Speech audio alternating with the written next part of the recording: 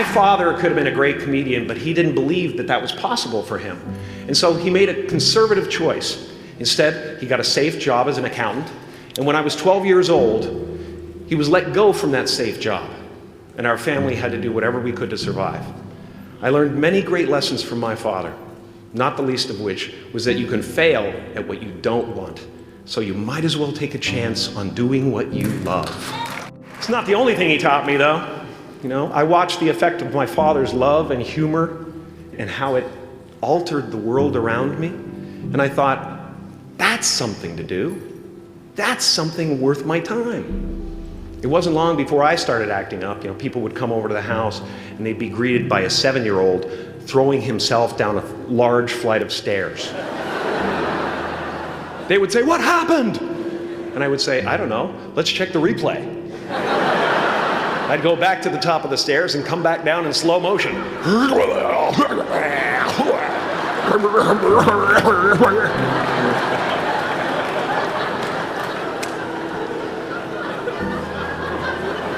It was a very strange household. My father used to brag that I wasn't a ham, I was the whole pig. And he treated my talent as if it was his second chance. When I was about 28, after a decade as a professional comedian, I realized one night in LA that the purpose of my life had always been to free people from concern, just like my dad.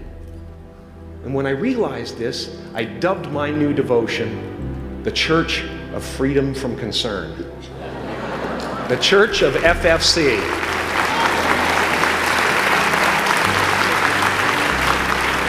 And I dedicated myself to that ministry. What's yours? How will you serve the world? What do they need that your talent can provide? That's all you have to figure out. As someone who's done what you're about to go and do, I can tell you from experience, the effect you have on others is the most valuable currency there is. Because everything you gain in life will rot and fall apart, and all that will be left of you is what was in your heart. My choosing to free people from concern got me to the top of a mountain. Look where I am. Look what I get to do. Everywhere I go. I'm going to get emotional because when I tap into this, it really is extraordinary to me. I did something that made people present their best selves to me wherever I go. I've often said that I wished people could realize all their dreams and wealth and fame, and so that they could see that it's not where you're going to find your sense of completion. Like many of you, I was concerned about going out into the world and doing something bigger than myself, until someone smarter than myself made me realize that there is nothing bigger than myself. Because life doesn't happen to you, it happens for you. How do I know this? I don't, but I'm making sound, and that's the important thing. That's what I'm here to do. Sometimes I think that's the only thing that's important, really, you know?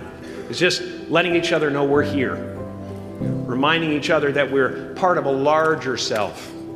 Your job is not to figure out how it's going to happen for you, but to open the door in your head, and when the door opens in real life, just walk through it. And don't worry if you miss your cue, because there's always doors opening. They keep opening. And when I say life doesn't happen to you, it happens for you, I really don't know if that's true. I'm just making a conscious choice to perceive challenges as something beneficial so that I can deal with them in the most productive way. You'll come up with your own style. That's part of the fun. Oh, and why not take a chance on faith as well? Not religion, but faith. Not hope, but faith. I don't believe in hope. Hope is a beggar. Hope walks through the fire and faith leaps over it.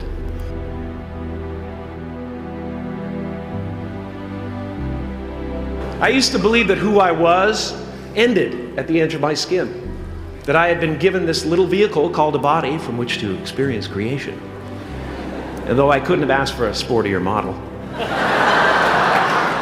It was, after all, a loaner and would have to be returned.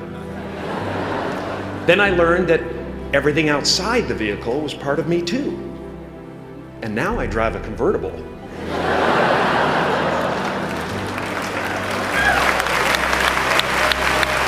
Yeah, man. Top down, wind in my hair. Woo! I am elated and truly excited to be present and fully connected to you at this important moment in your journey. I hope you're ready to open the roof and take it all in. You are the vanguard of knowledge and consciousness, a new wave in a vast ocean of possibilities. On the other side of that door, there's a world starving for new ideas, new leadership. I've been out there for 30 years. It can be rough out there, but that's okay. Can you manage the thoughts and the emotions that are trying to poison your progress? Forget managing the situation. Manage your mind. I think our greatest gift as a species is not our body.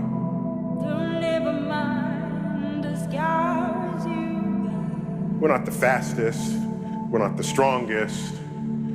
Our body hardly distinguishes itself in any way in the animal kingdom. Our greatest sort of gift in the tree of life is our mind.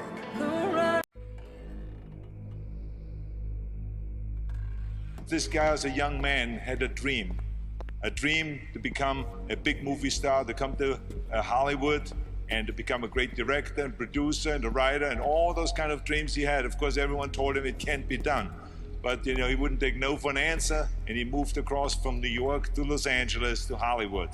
And of course, one day, after struggling, like we all do in the beginning, to get into TV and into movies, he had this idea of writing a script. And in longhand, he wrote this script, which was Rocky.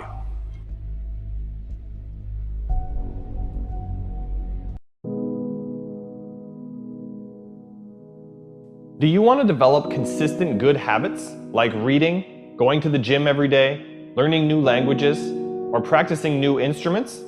Or do you want to kick bad habits like eating unhealthy food, biting your nails, watching too much TV?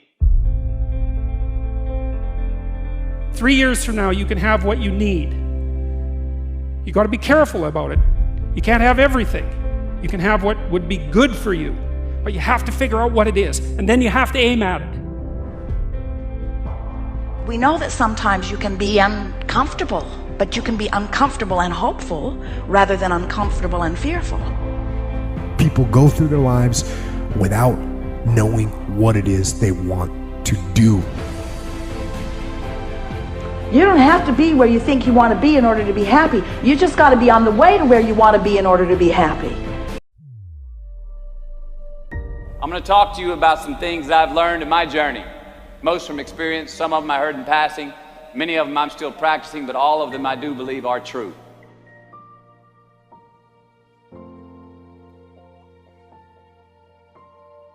Life is not easy. It is not. Don't try to make it that way. Life's not fair. It never was. It isn't now, and it won't ever be. Do not fall into the trap, the entitlement trap, of feeling like you're a victim.